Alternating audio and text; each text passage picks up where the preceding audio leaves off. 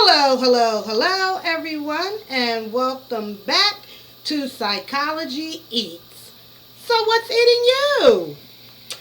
It is now 2021. We made it. Thank God. And as you can see from the title of the video, the title Is Trump Crazy? So, I am making this video 2 days after the assault on the Capitol. And so most of you know what happened.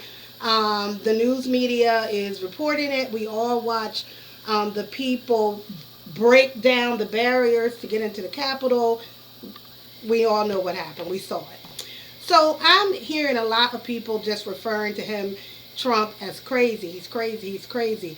And I'm taking a little bit of notice that I think the word crazy, we have to examine the word crazy. Unfortunately, in the world of psychology, prior to being able to diagnose a person with a disorder, they were just referred to as crazy. Before there was a diagnosis, a DSM-5, in which we could determine based on behavior and thinking what someone's diagnosis would be. But I think when we use the term crazy, and we still do, not in our field so much, but when we use the word crazy to describe someone's behavior, it's almost like dismissive. Like we'll say, "Oh, he's just crazy," and it's dismissive, or we can use it like in a joking way, like, "Girl, you so crazy," and it's not so much of a stereotype of behavior or put down, or it's used to describe like a dangerous behavior. For instance, if someone was stalking you and you would say, "Oh my God, she is so crazy," as a way to kind of describe her behavior. So when it comes to Trump and making that determination about and kind of dismissive, like he crazy. I think you allow the behaviors that he has demonstrated to be almost dismissive in a way to say, well, he can't help himself. He's just crazy. And I think that's probably not, I think a lot of people might have thought about him in that way and therefore didn't take a lot of what he had tweeted and said as serious as maybe they should have, because he was labeled crazy.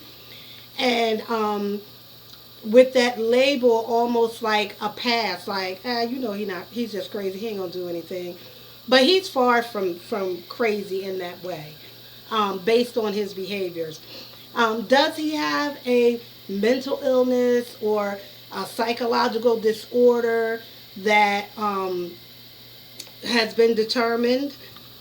I don't know that. I've never seen anything in writing. In psychology, we go by behavior, we go by action, we go by, the thinking of the patient.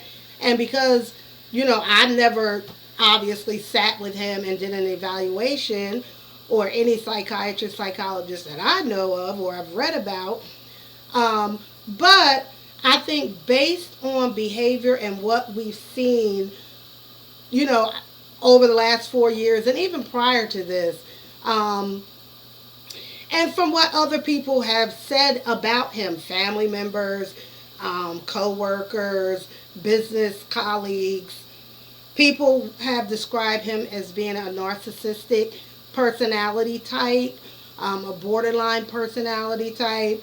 Um, we've seen tantrums, which could be described as oppositional defiance. So, yes, there are some really specific labels that we could probably attach to Trump, but I would not say crazy, because I think crazy gives him a pass and it makes it simplified. And I think the behaviors that we saw and cited from him on January 5th, I believe, that led to the attack on the Capitol on January 6th would lead us to believe that, yes, he definitely has some unbalance in the way that he thinks. And so, with that being said, obviously, I've never done an eval on him. I couldn't tell you if the man is narcissistic or not. Clinically speaking, I would say that we all have to watch the behavior of someone, and then the thinking. We find out how people think, especially now with social media, where before we wouldn't know exactly how someone was thinking. But now people put their thoughts into social media, and now we know exactly what they may or may not be thinking, believing, or acting out. So this is a quick video. I hope you like my new setup, and hopefully the video is clear. I know I'm having some sound issues, but thank you, everyone, for coming back and seeing what I'm doing over here on Psychology Eats in 2021. Don't forget to like, share, and subscribe. Thank you.